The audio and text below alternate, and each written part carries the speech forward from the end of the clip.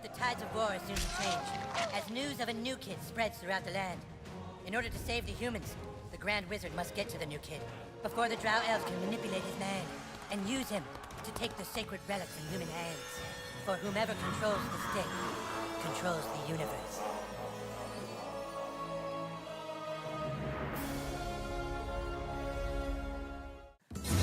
After a long wait, South Park: The Stick of Truth is finally out to play.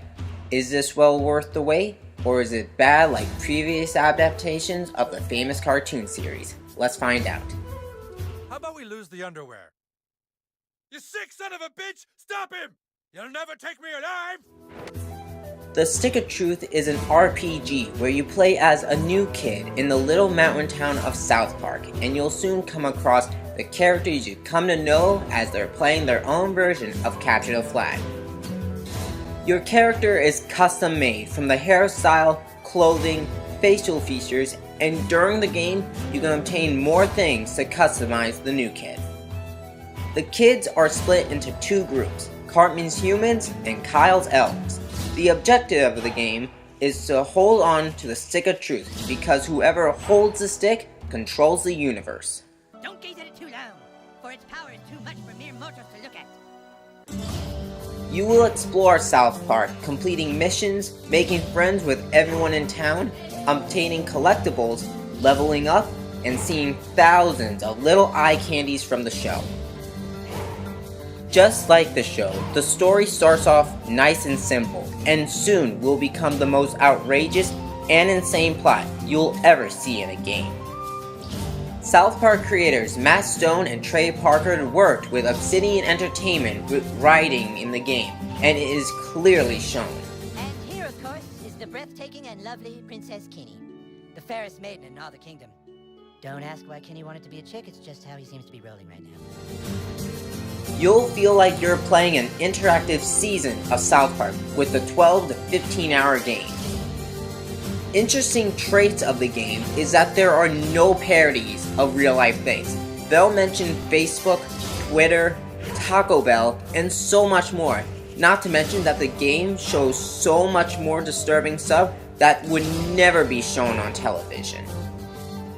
The gameplay in Stick of Truth is similar to games like Paper Mario, where you take turns attacking each other, and when you attack and defend, you press corresponding buttons to win the battle. When you begin the game, you have the option to choose from one of four classes: Fighter, Mage, Thief, or Jew. Each class has their own traits and powers that make them different, but it doesn't matter which class you choose from. You can use any weapon, item, or strap-on in the game. The amazing thing about the game is that it's a fully depth RPG with customizable weapons, clothing, and items. Throughout the game, you'll obtain even more powerful weapons with special traits and abilities to add strap-ons and to add special bonuses. A nice thing when you go to shops in the game, you have the option to buy back items that you sold before and would like to have back. Along with your custom-made character, you'll have either Butters, Cartman, Stan, Kyle, Jimmy, or Princess Kenny to assist you in battle with their own moves and abilities. The only choice in the game, however, is the option to join either the elves or the humans during their epic battle between the groups. Besides the main quest missions, you can get side missions from other characters to add more abilities and maybe a special summoning attack from such characters as Jesus and Mr. Slave. Another interesting trait with the Stick of Truth is the use of mana, or just simply your fart powers. You'll be able to use your farts to attack and distract enemies, destroy barricades, and more when playing the game. That was fucking hilarious! That was fucking awesome! Oh, okay, good job, Sir Douchebag. That was sweet. Thanks, Princess Kenny. That's all for now. Besides the RPG battles, there are nicely placed puzzles that block your path, and you'll have to use your obtained powers to pass on through. A problem I have with the game is the use of repetitive dialogue when talking to the people in town. And also, the characters constantly complain for you to hurry up with your moves during fights, which can get annoying at times. Also at times, when playing the game, when you travel from screen to screen, you will face some stuttering with the frame rate at the beginning, but it will go away shortly after. At times, I did face some bugs with the game, like once I wanted to go from the menu to the world, but got stuck in between and had to wait for the game to adjust it back to normal. I'm not worried about this problem though, because it can be fixed over time with a patch. There is so much to do in the town of South Park. The 3 streets are filled with so much to do, and there will be a lot to do after completing the game. The sound in the game is amazing. The music during battles and roaming throughout the town fits nicely in parody games like Skyrim. Voice acting is well done, with every character being voiced by their actual voice actors. With Matt Stone and Trey Parker writing the game's dialogue, the characters' behaviors and what they say are vital to make this similar to the show as possible.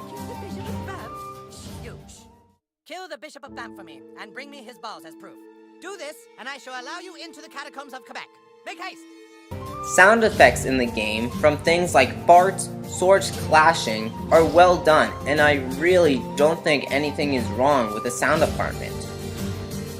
Things like listening to the TVs in the background of homes, and songs from the show in places like the bank and post office are nice touches that it makes the world feel more lively. The Stick of Truth looks and sounds like the show, which is by far the best thing about it.